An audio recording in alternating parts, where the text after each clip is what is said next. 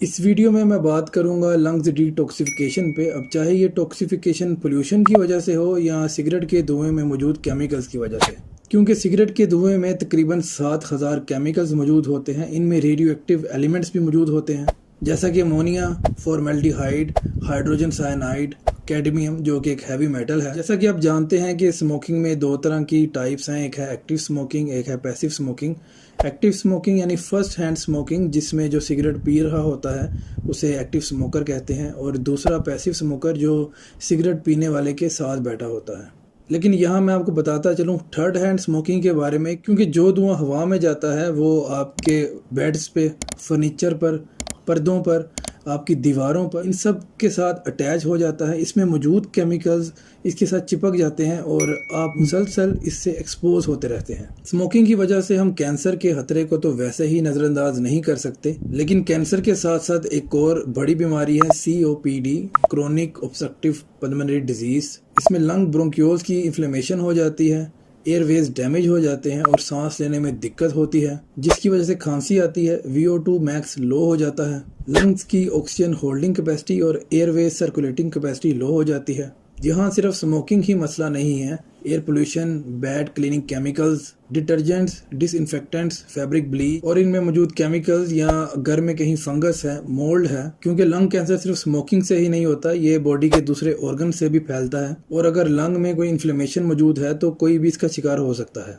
Cancer हमेशा उन organs को टारगेट करता है जहां पर इन्फ्लेमेशन पहले से मौजूद होती है। इसलिए जब हम डिटॉक्सिफिकेशन की बात करते हैं तो इसका मतलब है इन्फ्लेमेशन को कम करना, सोजिश को कम करना। कैंसर की स्टेजिंग की बात की जाए तो पहले इन्फ्लेमेशन होती है, फिर स्कार टिश्यू बनता है, फिर फाइब्रोसिस होती है, और एक वक्त के बाद इसका रिवर्सल मुश्किल हो जाता है। क्योंकि इन टॉक्सिन्स का एक्सपोजर बरकरार रहे, आप रेगुलरली एक्सपोज होते रहें, तो फाइब्रोसिस डेवलप होने लगता है। इस स्टेज में लंग्स के अपने एंटीऑक्सीडेंट केमिकल्स जो पहले लंग्स को महफूज कर रहे थे, प्रोटेक्ट कर रहे थे, वो कम होने लगते हैं, जिसके नतीजे में फ्री रेडिकल्स पैदा होते हैं। बॉडी का अपना प्रोटेक्टिव मैकेनिज्म डिफेक्टिव हो जाता है, कमज़ोर हो जाता है, और ये बैड केमिकल्स जो लंग्स में जा रहे हैं ये यहीं पर एंड अप नहीं होते, ये ब्लड में जाते हैं, सिस्टम में दाखिल होते हैं और एंड अप होते हैं लिवर में, जिगर के अंदर जाकर। लिवर डिटॉक्सिफिकेशन का सेंटर है, ये इन्हें डिटॉक्सिफाई करने की कोशिश करता है। Phase 1, phase 2 detoxification enzymes involve होते हैं। इन सब की वजह से लिवर का वर्कअप बढ़ जाता है और एक वक्त आता है लिवर ओवरलोड हो जाता है,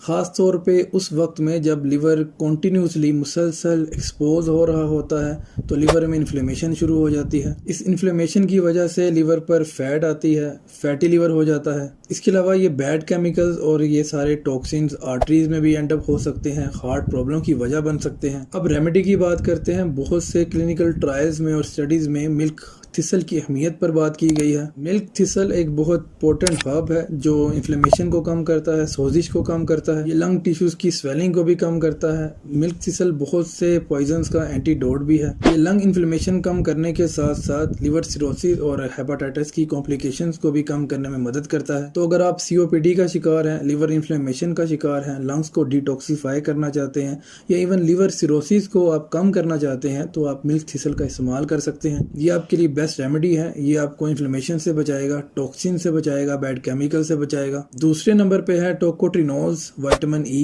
ये रेगुलर विटामिन E से 50 गुना ज्यादा स्ट्रॉन्गर वर्जन है विटामिन E का। इंपोर्टेड मिलेगा, थोड़ा महंगा मिलेगा। टोकोट्रिनोज फ्री रेडिकल्स के नुकसान से बचने में मदद करता है, और विटामिन E एक पावरफुल एंटीऑक्सीडेंट है, एंटी इन्फ्लेमेटरी है, और ये फाइब्रोसिस को रोकने में बॉडी की मदद करता है। इसलिए उस स्टेज में जहाँ पर इन्फ्लेमेशन की वजह से स्कार टिश्यू डेवलप हो रहा होता है वहाँ पर ये बहुत अच्छे से काम करेगा, और ना सिर्फ लंग्स को बल्कि आर्टरीज को और लिवर को भी स्कार टिश्यू बनने से बचाएगा, इन्फ्लेमेशन से बचाएगा। नंबर 3 पर है विटामिन D। ये बहुत ज़बरदस्त केमिकल है, ये एंटीऑक्सीडेंट है, आपको COPD से बचाता है, लंग्स और लिवर इन्फ्लेमेशन की कॉम्प्लिकेशन से बचाता है। विटामिन D COPD और ऑटोइम्यून डिजीज से बचाता है। इवन किसी भी किस्म की लंग इन्फ्लेमेशन हो या ऑटोइम्यून डिजीज हो, ये उससे बचाता है। और COPD में और ऑटोइम्यून डिजीज में बहुत इंटरेस्टिंग कनेक्शन सोल्यूशन है। होता कुछ यूँ है कि जब आप COPD का शिकार होते हैं तो मुमकिन है कि आपकी बॉडी ऐसी एंटीबॉडीज़ बनाना शुरू कर दे जो आपके लंग्स टिश्यूज़ के खिलाफ ही काम करना शुरू कर देती हैं। ये आपकी क़ुव्वत मुदाफ़ियत, आपके इम्यून सिस्टम को इन्वॉल्व कर लेती है और ये बहुत ख़तरनाक साबित हो सकती है। और इसके नतीजे में पैदा होने वाली एंटीबॉडीज़ मिस आइडेंटिफाई करते हैं लंग टिश्यू को, वो इसको कोई वायरस, कोई बैक्टीरिया समझते हैं और इसके खिलाफ काम करना शुरू कर देते हैं, जिसकी वजह से लंग्स में इन्फ्लेमेशन, स्कारिंग और फाइब्रोसिस होना शुरू हो जाती है। तो ये है मेरी रिकमेंडेशंस कि आप कैसे लंग्स को डिटॉक्सिफाई कर सकते हैं, कैसे अपने लंग्स को साफ़ कर सकते हैं। इन पर अमल करें, औरों को भी बताएं, इसको शेयर करें। इस वीडियो तक के लिए इतना ही। अपना और अपने प्यारों का ख्याल रखें। आपसे मिलते हैं अगली वीडियो में, तब तक के लिए अल्लाह हाफिज़।